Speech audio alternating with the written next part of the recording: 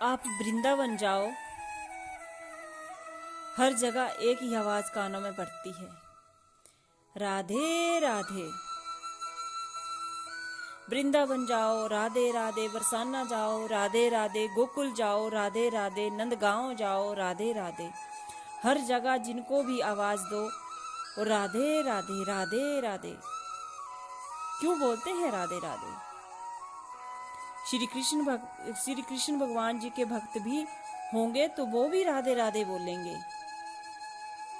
कभी जानने की कोशिश की है क्या कि क्यों कहते हैं राधे राधे?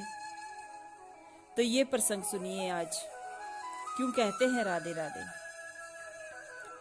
एक बार 3 साधु थे, 2 जवान साधु थे और उनमें एक वृद्ध साधु थे। जमुना किनारे बैठे थे। ठाकुर जी के अनन्य भक्त पूरी जिंदगी सिर्फ कृष्ण कृष्ण जाप करते हुए निकल गई।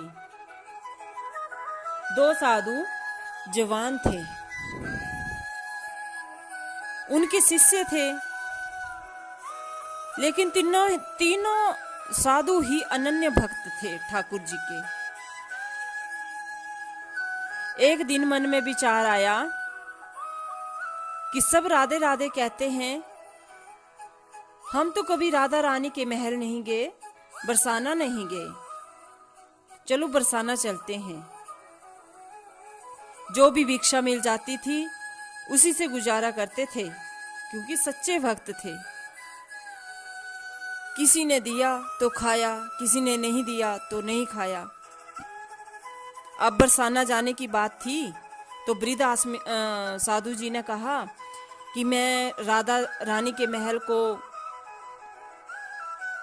तो नहीं जा सकता, क्योंकि बहुत ऊंचाई पर है और बहुत सीढ़ियां चढ़ने पड़ती है। मेरे अंदर इतनी हिम्मत नहीं है कि मैं सीढ़ियां चढ़कर ऊपर जाऊं। मैं तो यहीं से राधा रानी की मानसिक पूजा कर लूंगा, लेकिन तुम लोग जाकर जरूर आओ, तुम राधा रानी से मिलकर आओ।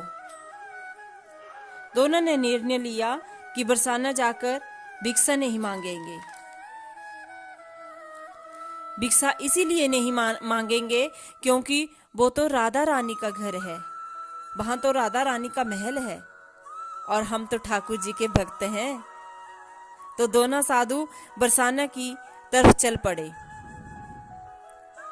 चलते चलते बहुत देर हो गई थी, भूख भी लगी थी।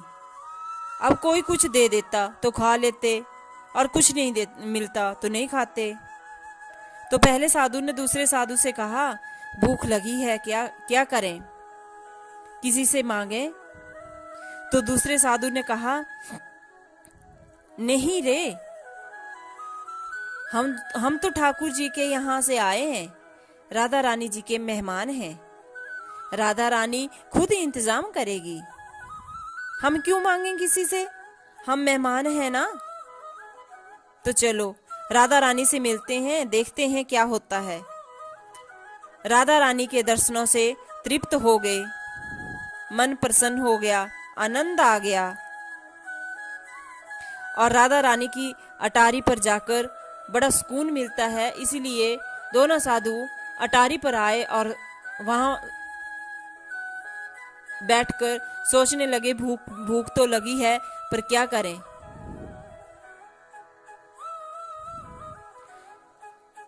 उन्होंने यही मन मना लिया कि अब भूखे पेट ही सो जाएं। इधर और साधु जी महाराज दोनों वो राधा रानी की अटारी पर सो गए। इधर राधा रानी के गोस्वामी जी को स्वप्न आता है। स्वप्न में राधा रानी आती हैं और कहती है, गोस्वामी जी मेरे 2 मेहमान आए हैं और वो तो भूखे ही सो गए और मेरी अटारी पर सोए हैं। आपने इतना भी ध्यान नहीं दिया कि कोई यहाँ भूखा सो रहा है। गोस्वामी जी ने कहा, हमें क्या पता, हमें कोई पता नहीं है महारानी जी, कौन भूखा सो रहा है। राधा रानी ने कहा, जाओ मेरी अटारी पर 2 साधु सोए हैं और भूखे ही सो गए हैं। जैसे ही गोस्वामी जी हड़बड़ाहट में उठे और जाकर देखा तो अटारी के पास 2 साधु सोए हुए थे। स्वामी जी ने उन्हें उठाया और माफी मांगी और कहा, आप राधा रानी के मेहमान हैं और आपने कुछ नहीं खाया, मैं आपको भोजन लाता हूँ। गोस्वामी जी प्रसाद लेकर आए और साधुओं को भोजन कराया। साधुओं ने भोजन किया और साधु जी फिर सो गए। राधा रानी जी भी सपने में आई और कहा, कैसा लगा भोजन? आप हमारे मेहमान हैं, आप ठाकुर जी के यहाँ से जो आए हैं। तो साधु जी ने कहा, आपके दर्शन हो गए राधा रानी जी, महारानी जी, लेकिन ये सब सपने में ही चल रहा था।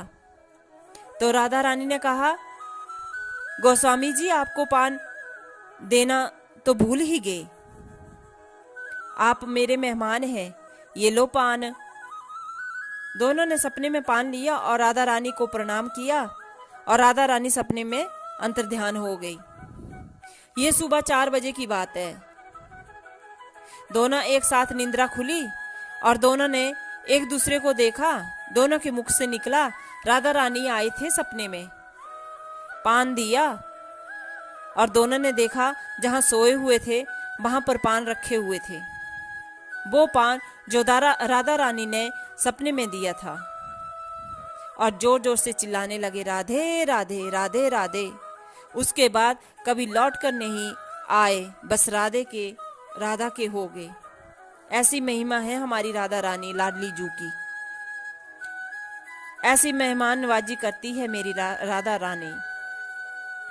उन्होंने तो मजाक में ही कहा था कि हम राधा रानी के मेहमान हैं, कृष्ण जी के यहाँ से आए हैं, पर राधा रानी तो राधा रानी है, हमारे मन की सारी बातें जानती हैं और सारे भाव जानते हैं। हमारे ईश्वर के पास हर बात पहुंचती है, चाहे अच्छी हो या बुरी। इसलिए अपने मन को सात्विक रखें, सच्चा रखें।